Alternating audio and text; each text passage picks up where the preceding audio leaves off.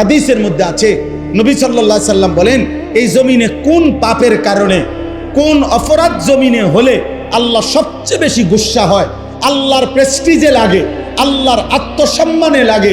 খোদার কসম নবী বলছে, কোন বান্দা জমিনে যখন কোন নারী পুরুষ জিনা করে, বেবিচার করে, তো আল্লাহর প্রেস্টিজে, আত্মসম্মানে, আল্লাহর গায়রতের মধ্যে সবচেয়ে বেশি আঘাত লাগে।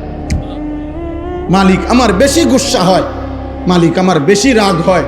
এই জন্য গুসার কারণে নবী বলছেন, আল্লাহই তো বিধান, এই জন্য বলছে, বন্ধু বন্ধু ওই জিনা করলো, ও বেবিচার করলো আমার জমিনে, ওরে খাওয়াইলাম আমি, ওরে পড়াইলাম আমি, এত বড় কায়নাত দিয়ে আমি তাকে লালন পালন করছি, ওরে আমি বলছি তার জন্য আমি হালাল বিবাহের ব্যবস্থা রাখছি, ওরে আমি বলছি তার স্ত্রী আমি ব্যবস্থা করেছি, ওর যৌন চাহিদা আমি আল্লাহ দিয়েছি, ওই নারী আমি সৃষ্টি করেছি, এই পুরুষ আমি সৃষ্টি করেছি, শাহওয়াত আমি সৃষ্টি করেছি, লজ্জাস্থানের চাহিদা আমি সৃষ্টি করেছি, এত কিছু আমার দেওয়া, ও আমার জমিনে আমার দেওয়া জিনিস পেয়ে নাফরমানি করলো। আল্লাহর নবীকে আল্লাহ বলছে, বন্ধু খবর লাগান, এটা যদি বিবাহিত পুরুষ এবং নারী হয়, এই জিনাকার পাথর মাইরা মাইরা ফেলেন, পাথর মারে জাগাত পরে আমি বিচার করবো, আবার পরে আখিরাতে।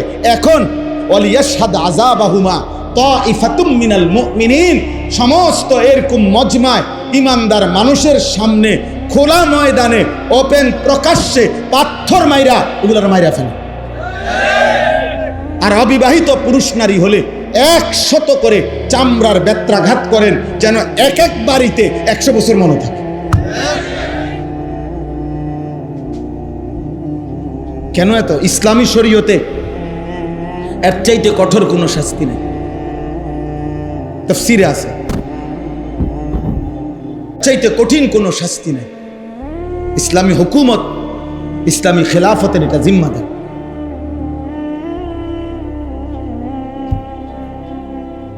এজন্য এটা জরুরি। বাপ, আমি যুবক ভাই তোমাদেরকে অনুরোধ করছি, মুসলমানের নওজোয়ান প্রিয় ভাই আমার, প্রিয় সন্তান আমার, যদি তোমার বাবা মাও তোমার খবর না রাখে, ধরে নাও তারা তোমারে ভুলে গেছে, কিন্তু আল্লাহ তোমারে ছাড়বে না। বাপ, নারী দেখো না, নারী দেখো না বাপ, অশ্লীল ছবি দেখো না, মোবাইলের উলঙ্গ দৃশ্য দেখো না আব্বা।